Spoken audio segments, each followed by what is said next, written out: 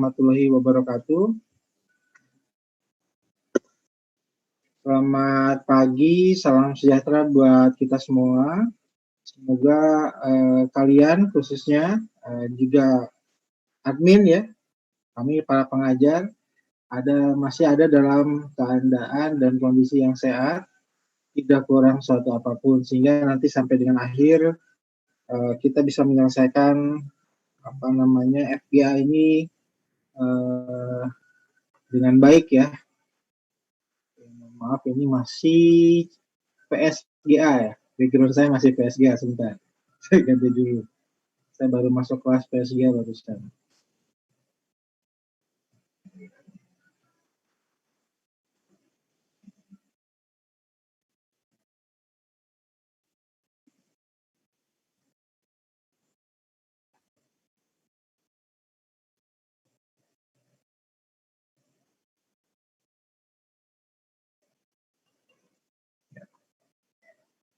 Oke, kita mulai. Nah, kemarin kita IP versi 6 itu sebenarnya di layer network. Nah, sekarang saya akan menjelaskan di layer berikutnya, yaitu layer transport. Jadi kita sudah mulai naik lagi layernya ke atas ya. Menjelang ke application, besok di security dan application. Oke, di transport layer. Kalian bisa sambil buka modulnya yang ada di Cisco.NET Acad. Ini modul objektifnya dulu, saya akan coba review sedikit bahwa kita akan belajar terkait dengan transportation of data, lalu ada TCP overview, kemudian ada UDP overview, lalu ada TCP communication process, reliability dan flow control, serta UDP communication. Sebetulnya ini sudah dijelaskan kemarin sekilas-sekilas, sekarang akan diperkuat mungkin ya. Sebetulnya sudah jelas juga kemarin, tapi kita akan coba diperkuat. Pengulangan, karena sekarang kalau kemarin full semua layer sambil dijelaskan, sekarang sudah masing-masing layer didetailkan. Kita mulai dengan transportation of data. Oke. Role of the transport layer. Pertama, bahwa tugas dari transport layer ini bertugas untuk logical communication antara application dan application running ya pada host yang berbeda. Oke, Anda lihat di sini bahwa di aplikasi, nah ini ya, untuk logical communication-nya. Ya, di sini ada proses antar device ya pada sebuah network. Kemudian link between application layer dan lower layers yang bertanggung jawab untuk proses transmission network. Jadi atas dan bawahnya, gitu ya, ini akan berfungsi untuk proses network transmission. Jadi kalau misalkan dari application, masih ingat kemarin ini ada proses enkapsulasi, berarti kalau sebaliknya deenkapsulasi. Ini role-nya. Kemudian tanggung jawabnya, nah ini sebetulnya di transport layer itu karena ada dua port terkait dengan proses komunikasinya, nanti kita akan bahas TCP dan UDP. Ya. Ini menampung dua kegiatan yang bisa dibilang bertolak belakang. Satu terjamin proses komunikasinya, sementara sisi lain tidak terjamin komunikasinya. Nah, seperti apa? Nah, ini tanggung jawabnya dulu kita akan coba jelaskan bahwa transport layer ini bertanggung jawab untuk melakukan proses men-tracking ya, men-track conversation secara individual. Ya, ini fungsinya si TCP. Lalu segmenting data dan reassembling segmen. Ya, yang dari segmen menjadi dari data menjadi segmen ya. Kemudian menambahkan informasi pada headernya. Lalu mengidentifikasi, membagi, serta manage multiple conversation. Nanti jenisnya seperti apa. Termasuk untuk segmentasi dan multiplexing dalam proses komunikasi yang berbeda ya pada jaringan yang sama. Nanti kita akan coba jelaskan lebih lanjut. Sebagai contoh di layar, Anda bisa lihat bahwa di situ ada web. ya untuk aplikasinya. Ada online video chatting, ada streaming video seperti yang kita gunakan sekarang, ada email. Nah, di sini si transport layer akan melakukan proses segmentasi terhadap apa? Multiplexing termasuk multiple application. Ya, bisa jadi di saat yang sama ya. Bisa jadi di saat yang sama. Ini juga tanggung jawab dari lapisan transport. Nah, transport protokolnya, Anda bisa lihat di sini bahwa dikatakan IP tidak menspesifikasikan bagaimana proses pengiriman dan transportasi paket ke tujuan. Sementara transport layer ini menspesifikasikan bagaimana sebuah pesan dikirimkan antar host, termasuk bertanggung jawab untuk memanage reliability, ya, reliability terhadap data atau message yang akan dikirimkan. Bentuknya ya dalam conversation tadi. Nah, protokol yang digunakan ada dua, yaitu ada TCP, ada UDP. Nah, jenis application-nya ini sampel aja ya, ada beberapa saja. Untuk yang TCP itu ada FTP, HTTP, SMTP, DNS, UDP, DNS, dan TFTP. Kita next dulu. TCP punya basic operation. Jadi kita mulai bahas ke TCP-nya. Jadi di lapisan transport ada dua protokol, ya, ada TCP, ada UDP.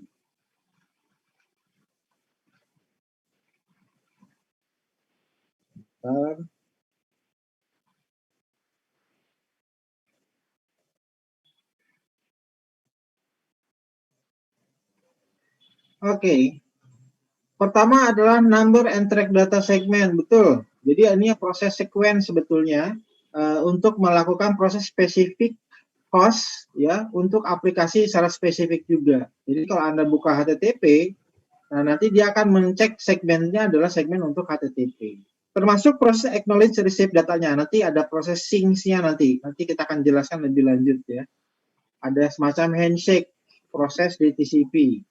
Kemudian ada proses retransmit dan ini berbeda dengan UDP. UDP tidak punya untuk retransmit. Ya.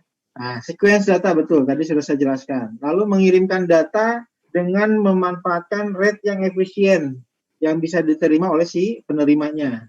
Ini basic operation-nya punya TCP. Kalau UDP, nah ini dikatakan dia connectionless, ya. Tapi dikenal sebagai best effort delivery protocol. Kenapa? Karena tidak ada acknowledgement, ya.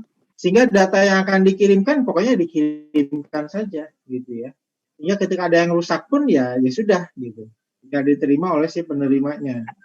Ini untuk yang UDP. Oke, di sini terkait dengan, nah ini, right transport layer protocol for the right application.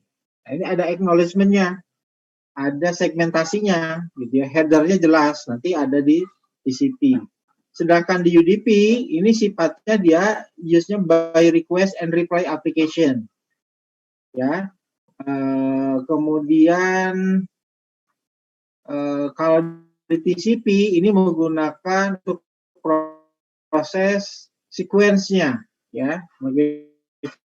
Contoh di sini kalau UDP dia require protokol properties ini lumayan cepat, ya. Kemudian low overhead karena tidak ada istilah pengecekan terlebih dahulu, ada apakah sudah diterima dengan sukses atau tidak di ujung, ya. Karena tidak membutuhkan yang namanya acknowledgement, ya. Tidak ada istilah recent lost data, beda dengan TCP karena harus ada recentnya, gitu ya. Kemudian deliver data as it arrives. Sedangkan kalau yang TCP by sequence, jadi kalau belum lengkap ya harus dikirim ulang. Itu yang membedakan. Kalau UDP tidak harus, ya. Cuma ya resiko UDP paling kelihatan ya kita sebut connectionless, ya banyak hal yang paling kita bisa rasakan. Contohnya adalah kalau di media VoIP misalkan, di media video streaming, mungkin datanya tidak akan utuh ya, karena ada beberapa gangguan yang tidak terjamin oleh yang namanya UDP. Kita lanjutkan, TCP overview. Nah ini ya, Jadi prosesnya ada ini nih. Ada establish session, ensure reliable delivery, provide same order delivery, lalu ada support flow control. Establish session ini adalah connection oriented ya, karena dia ada proses negosiasi ya, baik itu permanen maupun session antara source dan destination device, termasuk untuk memforwarding any traffic ya, traffic yang ada pada proses pengirimannya. Lalu memastikan pengirimannya secara reliable. Bisa saja pada saat proses pengiriman terjadi korup atau rusak sama sekali ya, sehingga butuh melakukan proses transmisi ulang. Nah, TCP harus meyakinkan, harus menjamin bahwa setiap source yang akan dikirimkan, setiap message atau setiap data yang ditransmisikan harus sampai di destinasinya. Dia sifatnya reliable. Berikutnya dia provide same, lalu order delivery. Bisa saja, atau di sini katakan bahwa karena jaringan menyediakan banyak routing, ini bisa jadi menghasilkan atau kita mendapatkan beberapa rate transmisi yang berbeda. Bisa saja data juga diterima atau datang susunannya berbeda, sehingga ada proses nanti retracking ulang ya, saya nyebutnya retracking ulang, sehingga data bisa tersusun dengan rapi, segmennya tersusun dengan benar. Berikutnya adalah support flow control. Network host memiliki resource yang terbatas terkait dengan memori salah satunya, ada processing power, sehingga TCP ini sebetulnya aware terhadap resource yang sifatnya overtext. Sehingga ketika ada kesalahan dia bisa request ya untuk memperkecil rate data flow-nya. Ini features yang dimiliki oleh si TCP. Header-nya kurang lebih seperti ini. Nah, ini lebih luas ya. Kenapa? Karena ada sequence numbers, ada acknowledgement, ya. Ini membedakan dengan si UDP, nanti setelah ini saya jelaskan. Source port, destination portnya berapa, sequence number-nya, acknowledge number-nya. Nah, ini yang menyebabkan terkadang susunannya tidak akan sama persis sampai di tujuan. Kenapa? Karena proses ini tergantung dari si traffic-nya. Ya, tadi sudah dikatakan bahwa nanti kalau susunannya tidak sesuai, itu akan di-retract ulang. Kita lanjutkan dulu. Ini TCP header field, fungsi-fungsinya atau deskripsinya silakan dibaca saja. Ya. Kemudian saya lanjutkan, ini aplikasi yang menggunakan TCP ya. Ada FTP, ada HTTP, ada SMTP, ada SSH. Sebelum saya lanjutkan, ada yang bisa menjelaskan apa aja ini? Silahkan. Boleh di open mic. Apa itu HTTP, apa itu FTP, apa itu SMTP, dan lainnya. Silakan.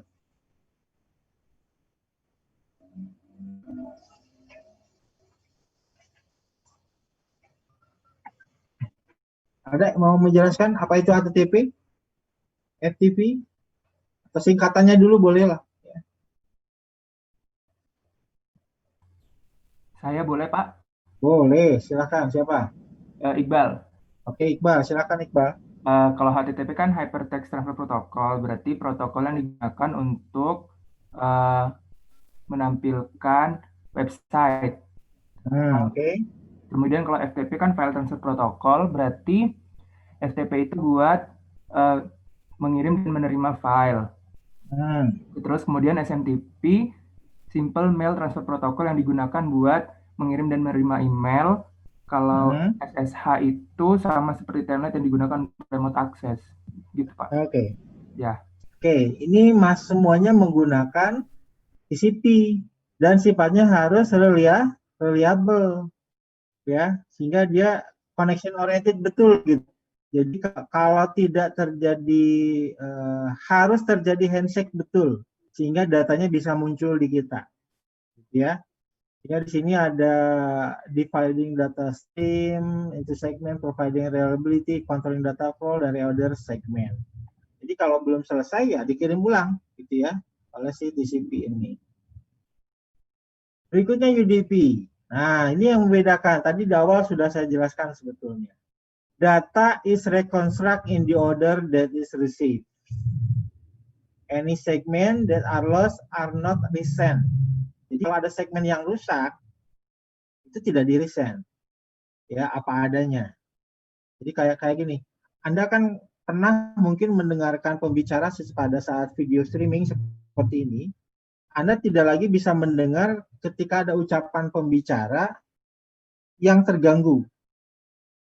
Ya, tidak diretransmit ulang. Ya, yang Anda terima ya tepat patah-patah di sana di ujung sana di destination-nya. Tapi kebiasaan gini.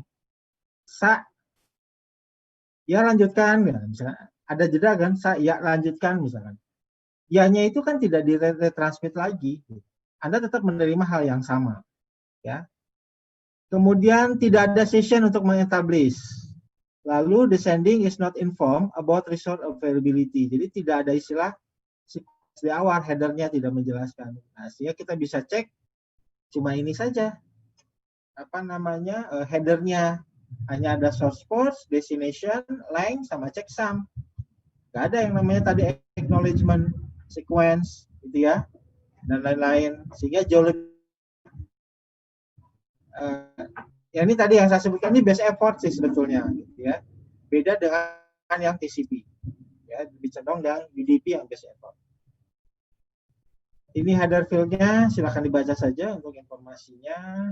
Kemudian aplikasinya apa aja yang di UDP. Nah ini ya, live video, multimedia application, kemudian di sini contohnya dikatakan bahwa this application can tolerate some data loss but require little or no delay. Example include VoIP and live streaming video. Atau simple request reply application, contohnya seperti DNS ataupun DHCP.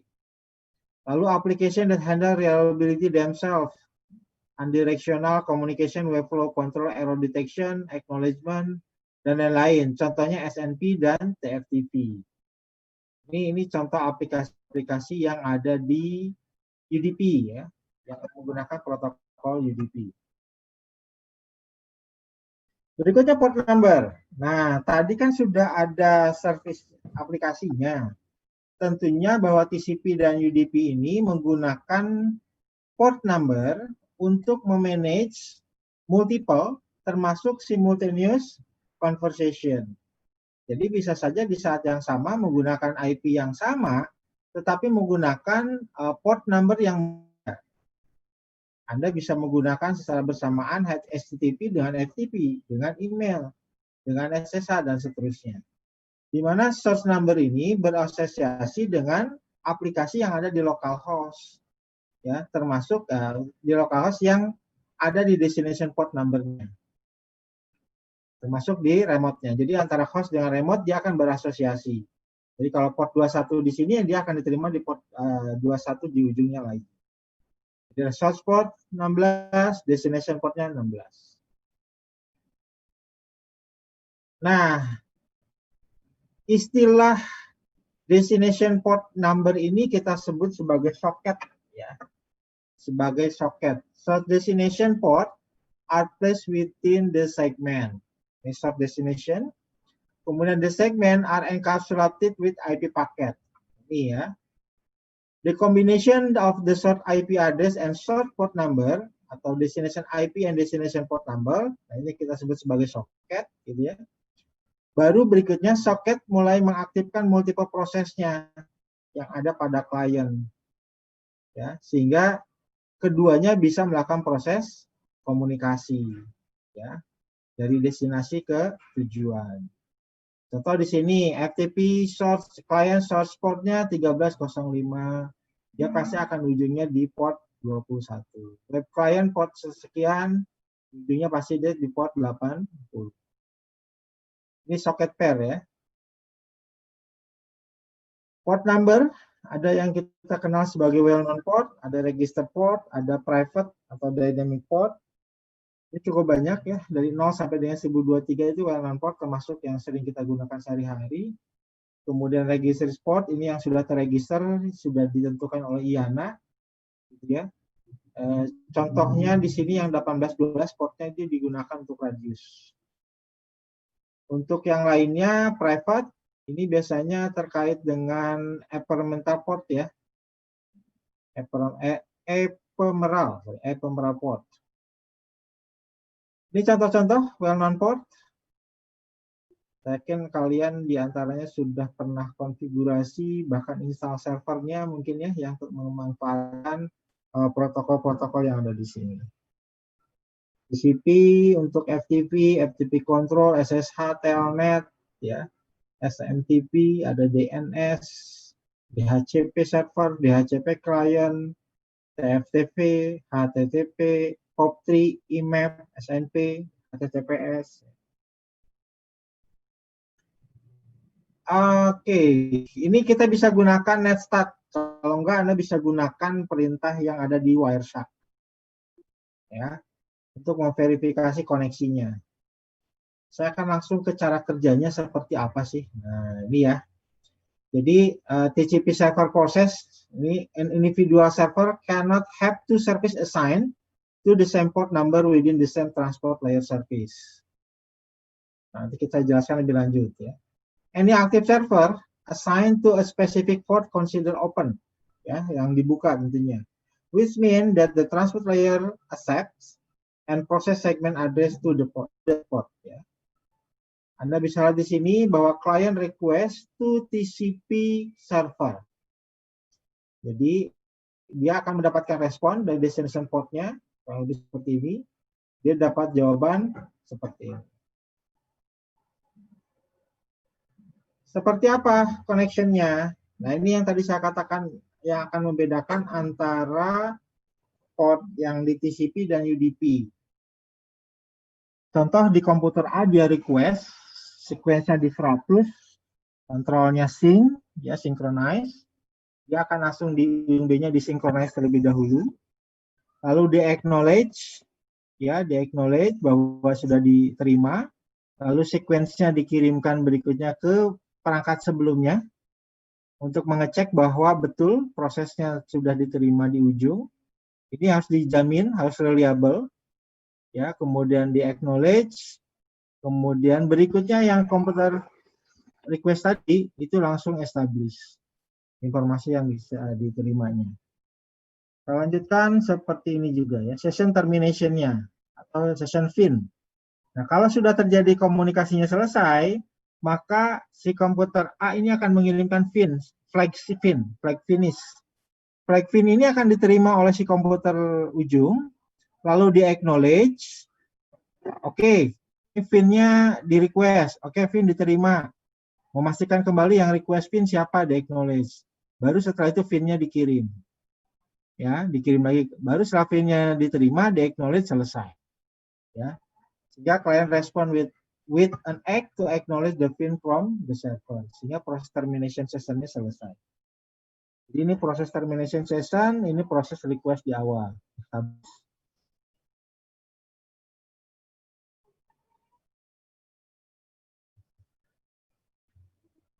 Kita lanjutkan dulu. Ada juga proses TCP three-way handshake analysis. Ini ada proses establish, ada proses verify, ada inform to destination device. Ya. Ini yang kita sebut sebagai three-way handshake analysis. Jadi establish destination device ada di jaringan. Ya, jadi mengestablish bahwa di destination device itu ada di jaringan. Yang berikutnya memverifikasi bahwa destination-nya memang ada dan aktif, ya, service-nya, sehingga dia bisa menerima request pada destinasi port number. Kemudian yang terakhir itu adalah menginformasikan source client-nya juga bisa aktif juga ya. Artinya client intend to establish communication on that port number. Jadi masing-masing aktif. Jadi ini adalah three-way handshake. Setelah komunikasi selesai, sessionnya di-close. Connection-nya di-terminate. Nah, ini yang kita sebut sebagai mekanisme bagaimana reliable function kalau dua-duanya sudah meng-acknowledge prosesnya selesai. Kalau belum selesai, kirim lagi. Ya, kita akan cek nanti ada di slide berikutnya. Di control flag ini ada URG, urgent pointer field significant, memang harus didahulukan prioritasnya. Ada acknowledge, ada push function, ada reset the connection, lalu ada sync, dan terakhir ada finish. Jadi nomor data from sender untuk mengakhiri proses pengiriman sessionnya. Untuk videonya bisa diakses. Lebih sederhana, sebenarnya lebih untuk pemahaman. Anda bisa buka di video untuk TCP freehand shake. Berikutnya, sebelum saya lanjut, ada pertanyaan?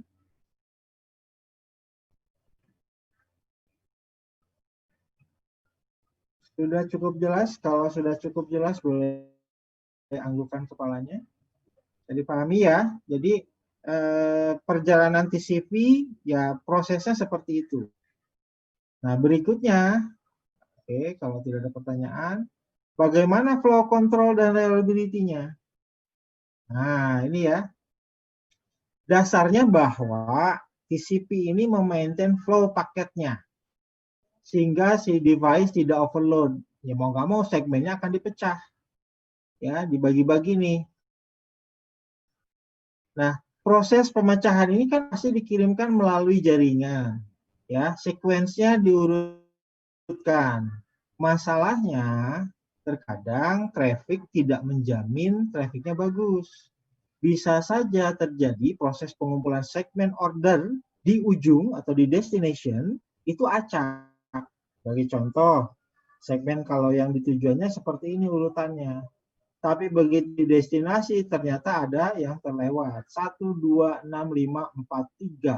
Jadi ada proses pertukaran. Ya, ada atau istilahnya reorder TCP segmen. Ini yang membedakan dengan UDP. Kalau UDP ya sudah apa adanya. Andai ini yang dimaksud dengan transmit yang error, susunannya, berarti yang kasus tadi, suara hilang, videonya jadi terputus-putus gitu ya. Lalu apakah UDP retransmit atau reorder segmen? Tidak. Ya. Nah, beda dengan yang TCP. Nah, ini yang makanya dikatakan reliable ya dibandingkan yang TCP yang tidak reliable. Ini juga ada videonya, silahkan dibaca ya. Nah, ini sebagai bukti bahwa TCP reliability, data loss, dan error transmission. No matter how well designed a network, data loss occasionally occur. Pasti selalu akan ada. Nggak mungkin nggak akan ada. Ya. Ada bisa karena memang gangguan dari port bisa jadi ya. Bisa terjadi karena banyaknya traffic ya dan lain-lain. Nah, TCP menyediakan metode untuk menyusun segmen-segmen yang dianggap tidak lengkap. Kalau di sini sebenarnya segmen losses, saya sih lebih senang menyebutnya tidak lengkap. Ya, karena ya tidak lengkap ini bisa semuanya, bisa tidak lengkap memang belum terkirim semua atau terlambat datang prosesnya gitu ya. Kemudian prosesnya seperti digambar ya. Segmen 1, 2, 3 sampai dengan 10 ternyata segmen 3 dan 4-nya error. Maka akan dikirimkan berikutnya. Ya, segmen 3 dan 4-nya. Atau diretransmisikan ulang. Oke. Kemudian nah ini 1, 2, 3. Kemudian segmen 3-nya baru masuk. Kalau di sini kan seolah-olah segmen 3-nya tidak terjadi sehingga ada proses duplikasi segmen. Oke. Acknowledge 3, seg 5 sampai 10. Segmen B masuk dan seterusnya. Jadi ada proses retransmisi ulang ketika terjadi kegagalan. Sampai di sini ada yang mau ditanyakan? Pak, saya mau bertanya. Ya, boleh. Pak, kan kalau di transport layer ini juga ada yang priority paket. Ya benar ya, priority paket. Betul. Nah, sedangkan di headernya si network di IP juga ada Pak yang DS itu yang different theatric service itu kan juga menentukan priority si paket. Betul. Apakah priority di transport sama di network itu bakal sama? Misalnya suatu paket dikirimkan itu jadi priority. Nah, si priority di layer network sama di layer transport itu sama nggak sih, Pak? Ya, betul sama. Karena gini, pada dasarnya segmen itu kan nanti akan menjadi paket ya. Apa yang ada di segmen itu akan jadi headernya di paket. Jadi tidak mungkin tidak sama. Oh, Gitu ya. Jadi prioritinya pasti akan sama. Tapi tetap sih pada kenyataannya tergantung ke traffic pada ujungnya. Nah, makanya nanti pada saat proses deenkapsulasi, si TCP ini yang kerja keras betulnya. Kan kalau network dia tidak reliable ya. Apa-apa ada. Jadi prioritasnya seolah-olah jadi tidak ada gitu.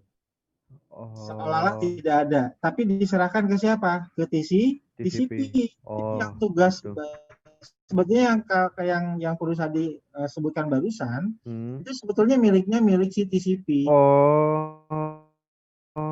Ya, karena bacanya mungkin kalau di bahan yang lain mungkin ya. Yang lain seolah-olah itu miliknya si network.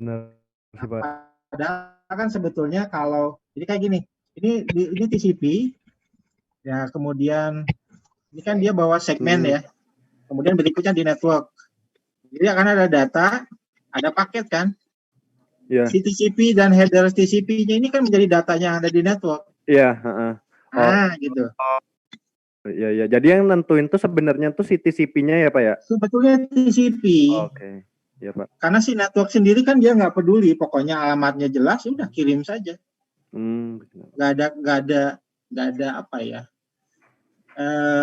Ya keterjaminannya sih sebetulnya di TCP. Keterjaminannya sih di TCP. Makanya ada TCP dan UDP itu di situ sebetulnya. Gitu ya, terus ya, Pak. Ya, terima kasih, Pak. Yo, jelas ya? Jelas, Pak. Yang lain mungkin silakan.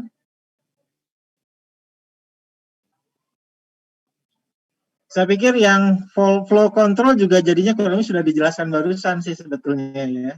Ini terkait dengan amount of data yang bisa di receive ya oleh destination yang sifatnya reliable. Jadi di sini send Windows, misalkan di sini apa MSS ini maksimum segment size-nya. During three-way handshake tadi Windows size-nya ini 10.000 ya. Kemudian message segment size-nya 1460. Send window-nya 1000, sequence number-nya dikirim 1460, maka akan diterima dari 1 sampai dengan segini. Sequence-nya dikirim lagi, gitu ya. Receive-nya segini. Di acknowledge yang 2920 kan 2 kali kirim nih. Ya. Kemudian di acknowledge sequence number-nya, nanti Windows saya sih dikembalikan lagi sih sebetulnya. Gitu ya. Nah ini proses flow control pada TCP. Ini kurang lebih sama dengan tadi ya. Silakan kalau ada yang mau ditanyakan. Ini untuk congestion avoidance.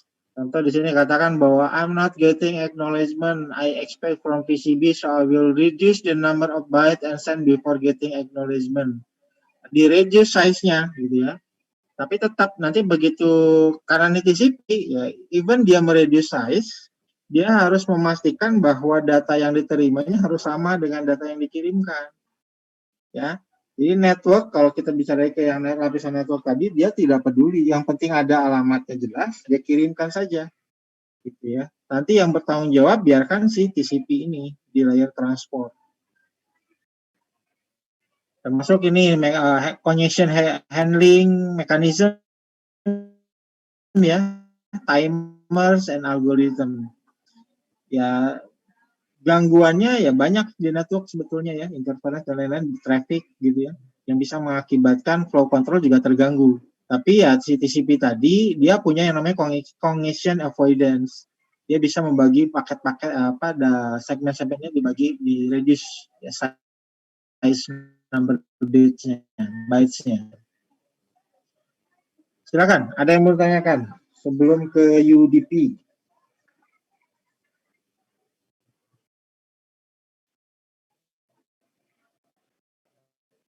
Bisa dipahami proses di TCP ya? Yang jelas bahwa kalau TCP ada proses acknowledgement, ada proses sync-nya, kemudian itu harus kedua belah pihak saling memberikan informasi bahwa datanya sudah diterima. Sampai ketika sudah diterima, dia meng-acknowledge PIN-nya. Flag PIN-nya artinya bahwa sesinya sudah selesai. Nah, kalau tadi Anda request pada saat proses enkapsulasi, berarti otomatis ke bawah. Begitu nyebut port, maka nanti yang akan aktif adalah aplikasi yang ada di lapisan berikutnya.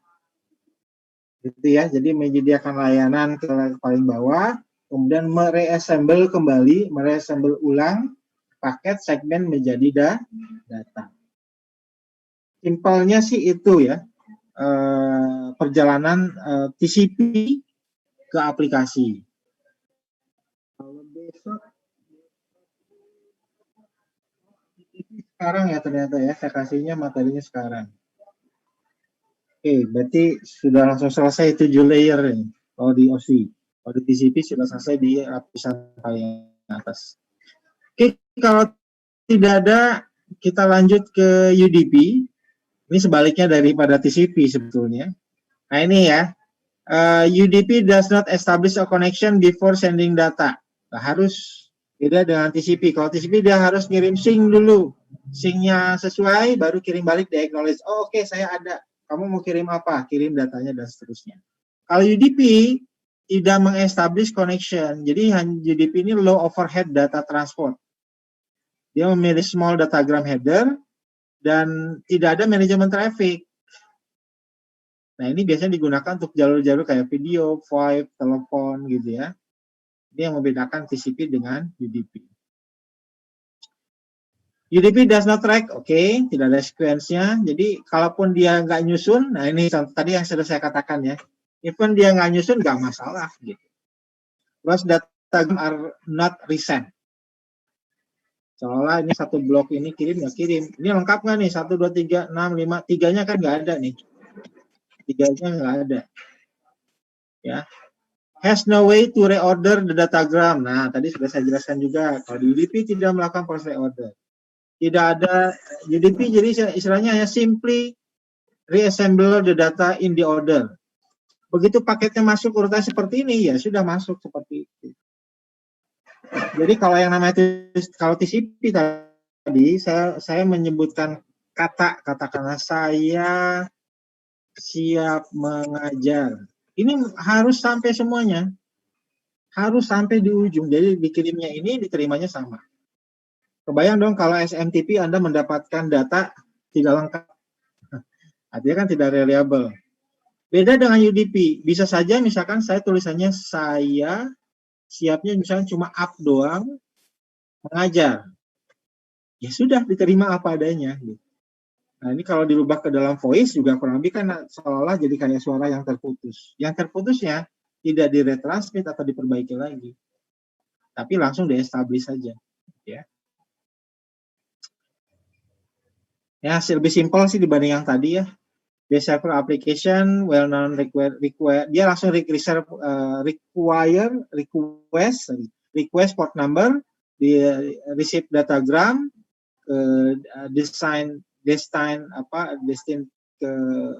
destinasinya, sudah tinggal aplikasinya langsung dibuka, di-establish. Contoh, client DNS request, receive-nya pada port 53. Dan atau client radius request will be received on port 1812 dan seterusnya. Ya. Nah, ini jauh lebih sederhana dibanding yang tadi. Jauh lebih sederhana. After client has selected the source and destination port, the same pair of port are used in the header of all datagrams in the transaction. Jadi hanya pertukaran source and port-nya aja.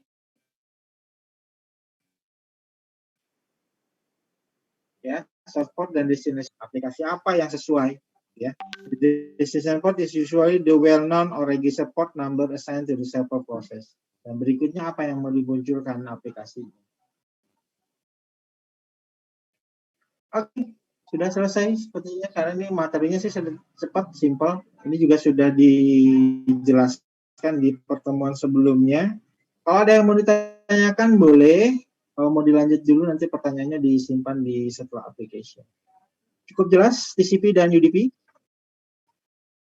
Boleh anggukkan kepala seperti biasa. Oke, sip. Pak Prasna, ada yang mau ditambahkan? Mangga. Karena waktunya kayaknya kita bisa lebih cepat sih ini kayaknya.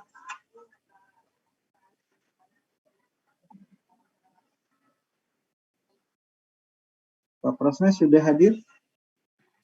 Pak. Oh iya, ada yang mau ditambahkan, Pak? Cukup kayaknya, Pak. Cukup ya. Ini udah diulang-ulang sih dari awal kemarin ya. Jadi ingatkan saja.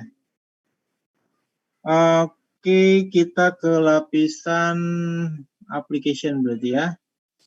Dulu. Ini juga sederhana juga sebetulnya nih. Misalnya kita pakai apa nih Pak Pras?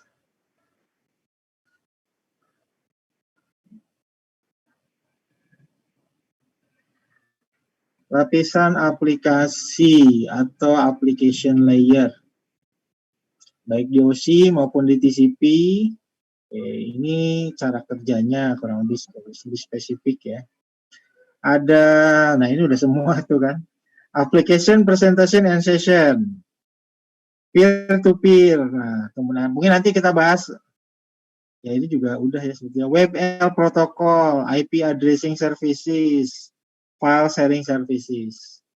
Ini nggak semua dijelaskan sebetulnya aplikasinya. Oke, application, presentation, dan session. Upper three layer of the OSI model. Ini ya.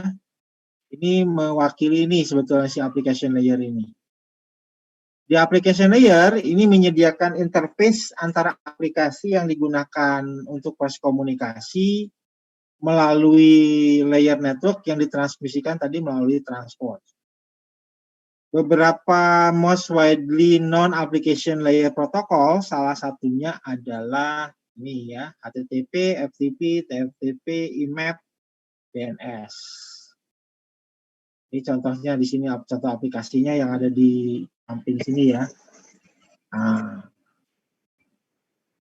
jadi kalau misalkan ya kembali lagi sih sebetulnya dia mengenkapsulasi request-nya di sini request HTTP gitu ya. Maka dia akan kirimkan balik, maka dia akan buka port 80 gitu ya. Siapa yang menentukan port 80? Yang menentukan port 80 tadi adalah si layer transfer. Begitupun sebaliknya. Ini muter gitu ya. Nanti si aplikasi dia akan membaca well-known port yang dia panggil itu yang mana, maka dia akan munculkan. Selama layanan servisnya tersedia, selama layanan servisnya aktif, selama layanan servisnya established. Kalau tidak ada, ya otomatis tidak akan dimunculkan. Ya. Presentation and session layer. Presentation layer has three primary function. Nah, terkait dengan formatting atau compatible format. Ya, ini juga tergantung jenis request-nya apa. Di sini kalau video ya video, kalau PNG, GIF dan seterusnya. Lalu juga menyediakan proses kompresi data. Ya, sehingga bisa melakukan proses decompress di destination device-nya. Dan yang tidak kalah penting ini ada proses encrypting data ya. Jadi prosesnya ada di sini. Kemudian yang session layer ini memaintain dialognya between source and destination application. Lalu menghandle pertukaran informasi ya selama mereka sedang melakukan komunikasi dan meyakinkan bahwa mereka dua-duanya aktif gitu ya. Atau juga di sini restart session jika memang terjadi kegagalan atau idle dalam waktu yang lama gitu ya. Nah, ini tugasnya punyanya si session layer. Jadi intinya bahwa dia memaintain dialog antara source dan destination application. TCP application layer protocol. Ini ada format ya, specify format dan control information yang diperlukan untuk Internet Communication Function. Contohnya ini, DNS yang dilibatkannya TCP dan UDP client ini di 53. UDP client 53 untuk DNS. Kemudian prosesnya dia mentranslasi domain names, sebagai contoh di sini cisco.com, ke dalam IP. Lalu yang berikutnya DHCP. Dia akan mengirimkan, kalau dia servernya di 67, portnya, kliennya di 68. Secara dinamis, dia akan men-assign IP address yang bisa digunakan atau yang sudah tidak digunakan sebelumnya. Jika dia gunakan HTTP atau web, ya, dia bisa menggunakan port 80 atau 8080. Di sini ada proses standar untuk proses saya balik lagi, formatting and presenting data, ya, termasuk exchanging text, grafik, sound, video, other multimedia file on the World Wide Web, dan seterusnya. Sampai di sini ada pertanyaan atau cukup jelas? Cukup jelas? Kalau tidak ada pertanyaan, saya lanjutkan. Berikutnya peer-to-peer. Konsep awal di pertemuan awal kita kemarin bahwa kita sudah menyatakan peer-to-peer ini bukan dedicated, tapi dia bisa bersifat non-dedicated sehingga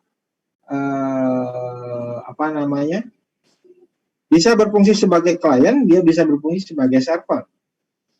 Tergantung posisinya seperti apa di saat tersebut.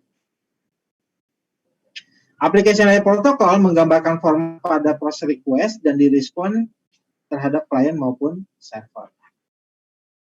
Yang sering kita kenal saat ini contoh aplikasi yang peer-to-peer, P2P, saya langsung skip aja, mana ya? Ada BitTorrent, ya, Edonkey, Freenet, dan lain-lain. Jadi ya tergantung siapa yang request, ya Anda akan jadi yang memberikan layanan, banyak akan menjadi servernya, ya. Tapi yang request bisa seolah jadi kliennya.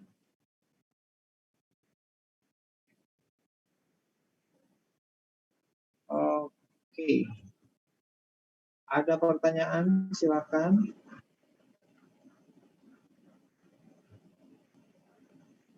Web, email, dan protokol. Bentar, ini dijelaskan prosesnya enggak? Oh, ada nih. Ternyata ada juga. When web address or uniform resource locator, kita menjadi sebagai URL. Kita ketikkan di web browser. Web browser akan melakukan proses establish connection ke web service. Lalu web service-nya running pada server menggunakan HTTP protokol, gitu ya. Maka kalau sudah diterima di ujung, maka kemudian dikirimkan ulang ke yang request tadi. Saya nanti putarkan video sekilas saja ya, terkait dengan perjalanan yang HTTP sebentar.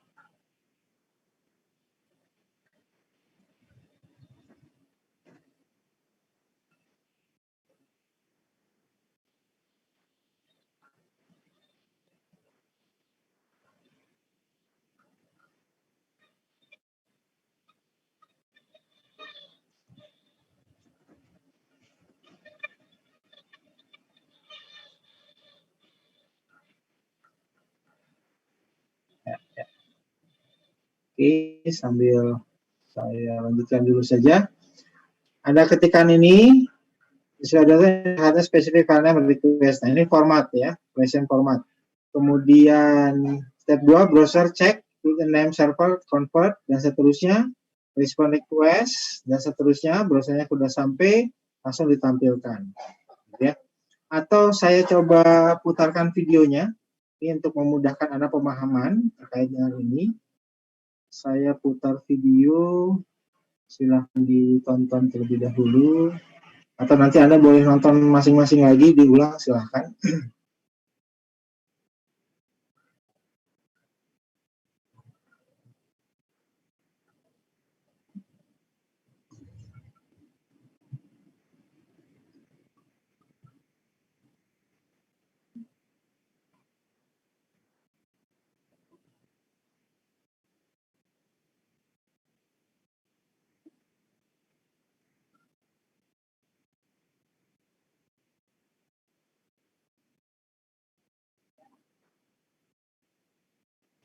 Oke, ini sebagai contoh saya akan mengakses pada situs namanya www.flamingo. Apa ada dosen? Flamingo.ca. Begitu enter, ya. Nah, prosesnya ini ilustrasi saja. Oke, si .ca-nya ini dia akan cari nih. Ya, establish, mencari root-nya si .ca. Nah, ini melalui jaringan yang cukup luas, routing di jaringan internet, gitu ya. Ketemulah di root-nya, namanya .ca.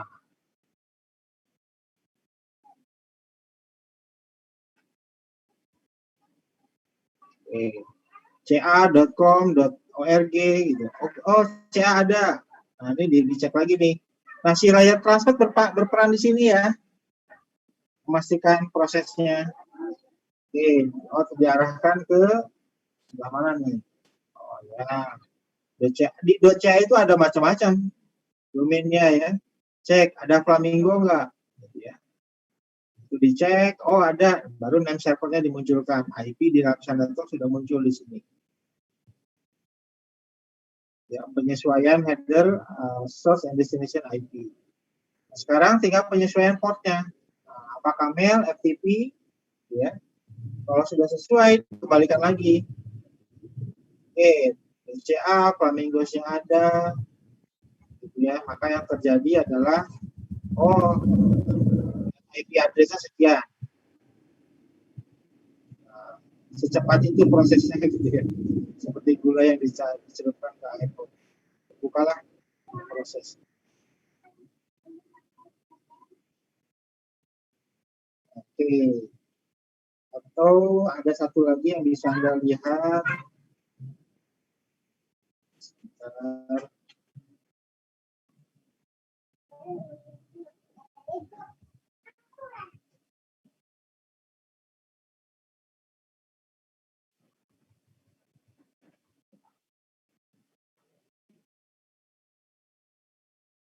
Nah, ini juga menjelaskan sekaligus dengan tadi yang TCP ya. Saya akan coba putarkan juga.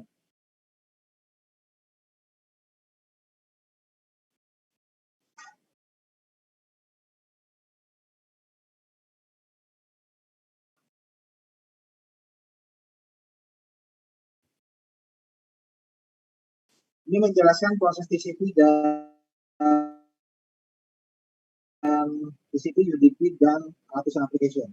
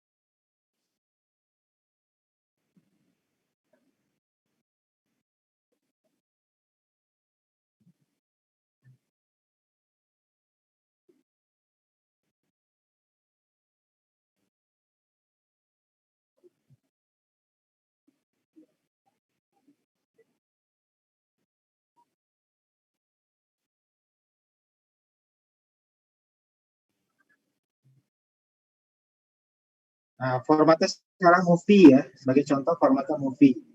Kalau tadi formatnya web tapi multi text.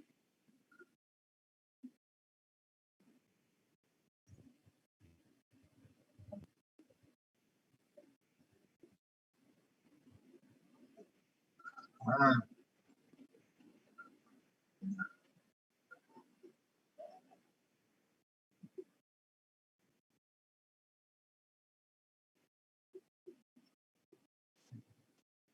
ini ya header-header diberikan ya.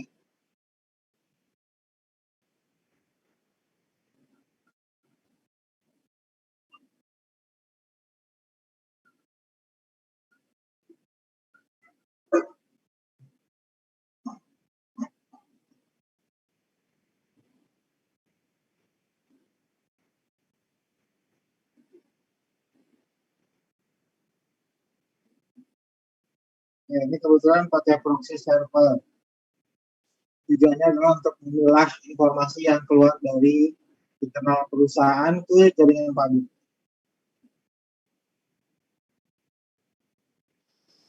Nah, tadi perusahaan ditanya ya, nah, ini trafficnya gitu ya, perusahaan di dalam network. Ini yang menyebabkan bisa jadi ketidakstabilan data yang diterima.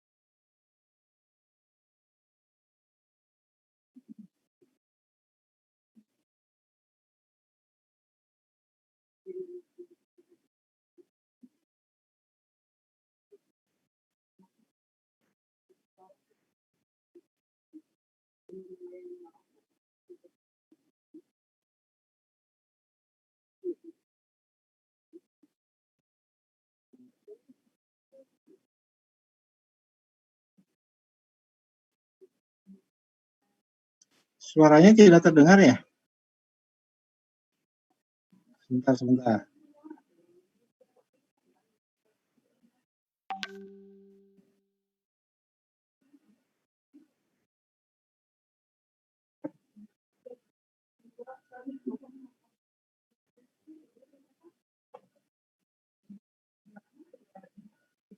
Are.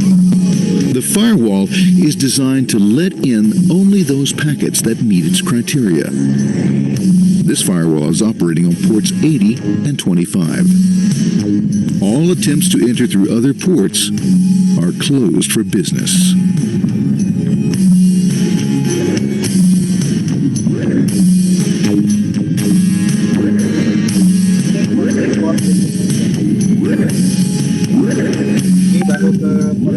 Port 25 is used for mail packets, while port 80 is the entrance for packets from the internet to the web server. Inside the firewall, packets are screened more thoroughly. Some packets make it easily through customs, while others look just a bit dubious. Now, the firewall officer is not easily fooled, such as when this ping of death packet tries to disguise itself as a normal ping packet. It's okay, Gorm. It's okay. No problem. Have a nice day. Be out of here. Bye. For those packets lucky enough to make it this far, the journey is almost over. It's just a line up on the interface to be taken up into the web server. Nowadays, a web server can run on many things, from a mainframe to a webcam to the computer on your desk. Why not your refrigerator? With a proper setup, you can find out if you have the makings for chicken cacciatore or if you have to go shopping. Remember, this is the dawn of the net. Almost anything's possible. One by one, the packets are received, opened, and unpacked. The information they contain, that is, your request for information, is sent on to the web server application.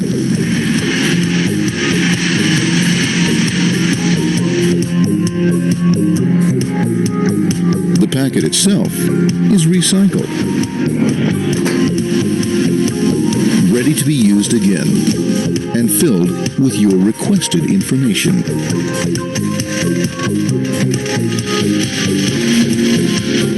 Addressed and sent out on its way back to you.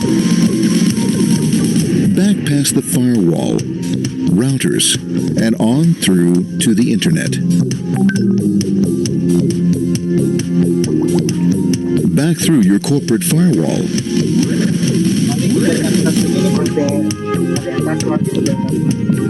And onto your interface. Ready to supply your web browser with the information you requested.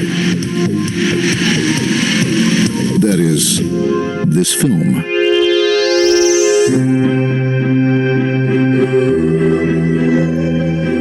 Pleased with their efforts and trusting in a better world, our trusty data packets ride off blissfully into the sunset of another day, knowing fully they have served their masters well.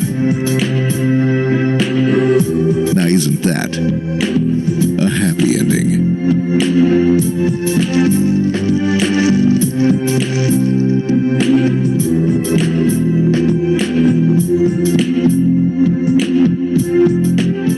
Oke, itu sekilas untuk menambah vitamin kalian gitu ya,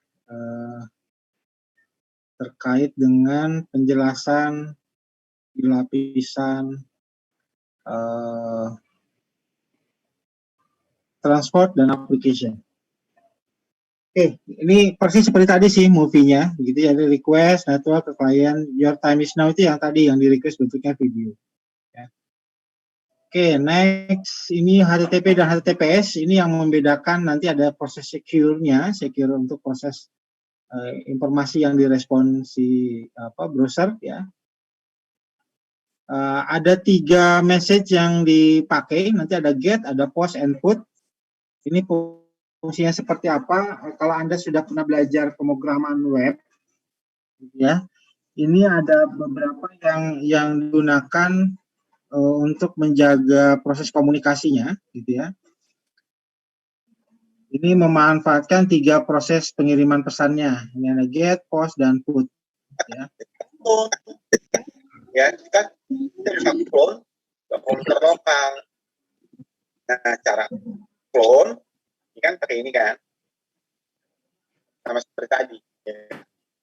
Nah, setelah di clone, yang harus dilakukan, ya tentunya mau ngapain gitu kan?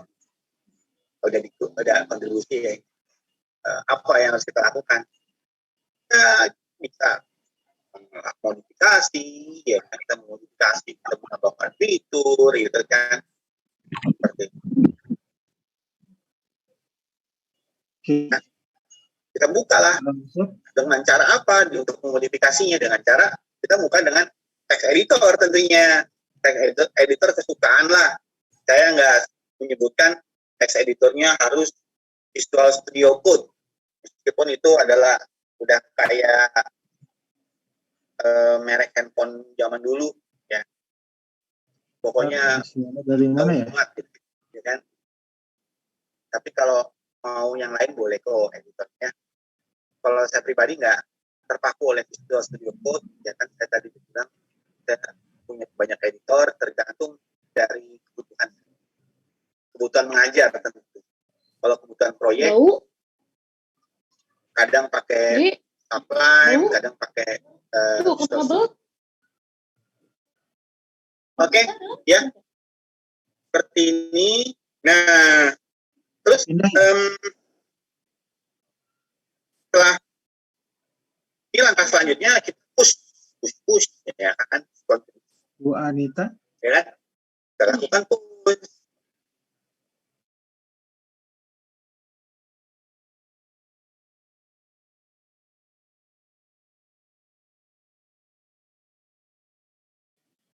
Sudah aman?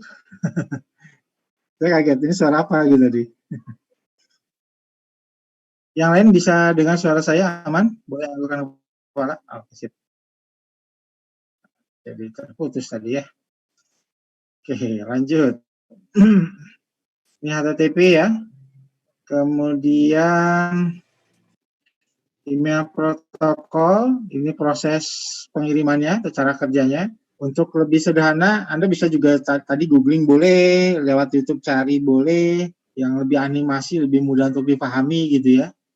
Ini proses pengiriman email, kemudian cara kerja SMTP, POP, dan IMAP, ya. Lalu apa namanya, prosesnya seperti apa, ya.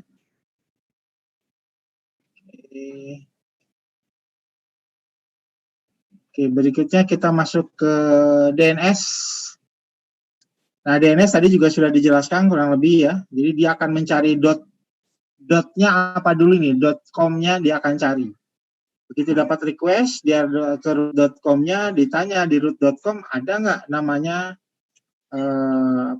misalkan sini cisco.com. Oke, kalau sudah ada, maka dia akan mendefinisikan berapa IP yang dimiliki oleh si cisco.com tersebut. Baru dikirim ke klien kembali.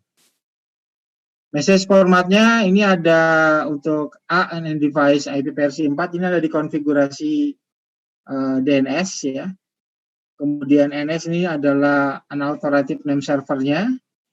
Lalu ANN device IP6 versi address. MX-nya ini digunakan untuk exchange mail. Ini biasanya kalau saya konfigurasi di Linux ya. Ini jauh lebih sering dipakai. Kemudian message formatnya ini hierarki DNS top level ya. Di root, nah tadi yang saya katakan ketika dicontoh .ca tadi ya, di contoh root level dia akan cek ada dot apa aja nih, CO, AU, COM, ORG, NET gitu ya. Oh di COM ada apa nih, Cisco, mungkin juga ada yang lainnya ya di bawah COM ini. Ini example top level domain, ada COM, ORG, AU, dan seterusnya. Ya, silakan dibaca saja kalau untuk yang ini. NS lookup ini untuk memastikan bahwa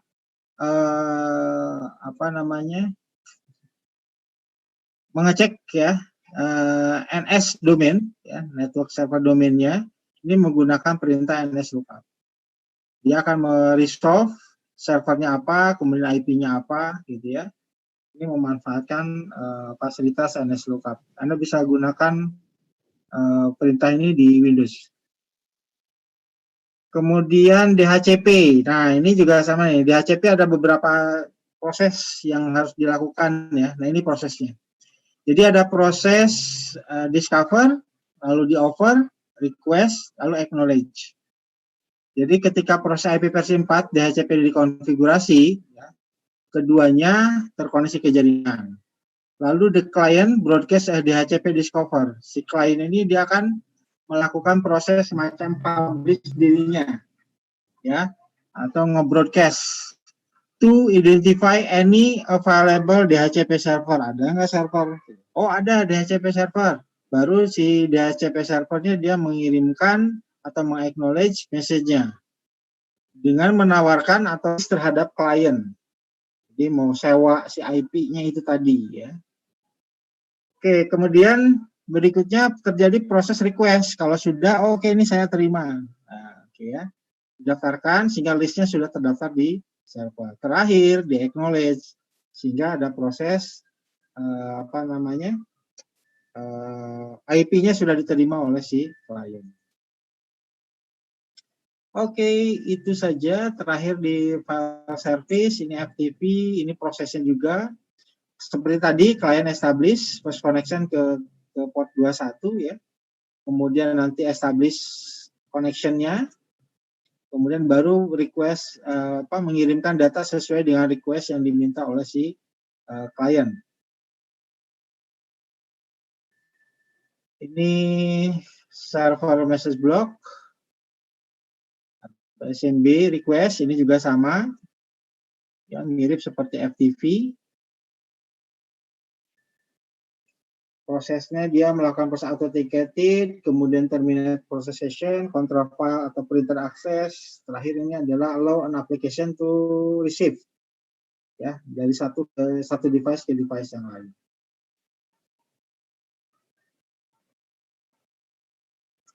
Silakan kalau ada yang mau ditanyakan. Nah, tadi kita sudah selesai untuk layer 1 sampai dengan 7. Anda tinggal ketemu satu pertemuan kembali besok. Atau mungkin kita bahas sekarang, Pak Prasna masih aktif ya. Besok itu materinya adalah network security. Dan besok hari Kamis, hari Jumat ya Pak Pras, final exam.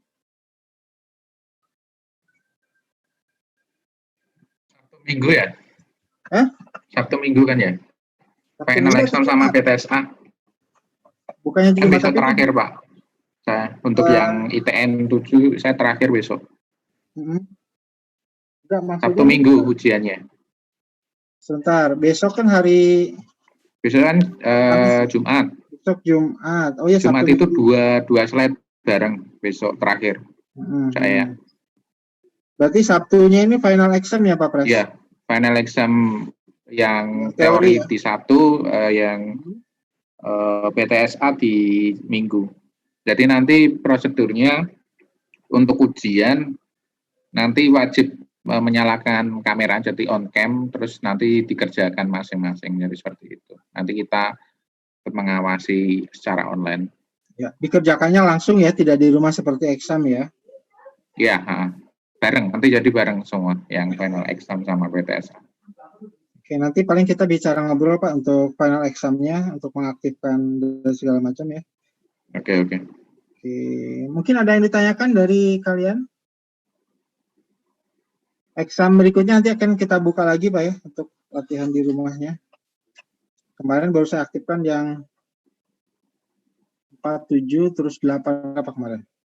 Sisanya besok berarti setelah Pak Prasna ya?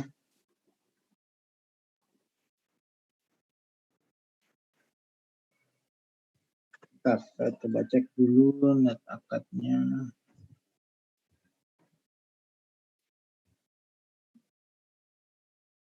Silakan sambil menunggu kalau ada yang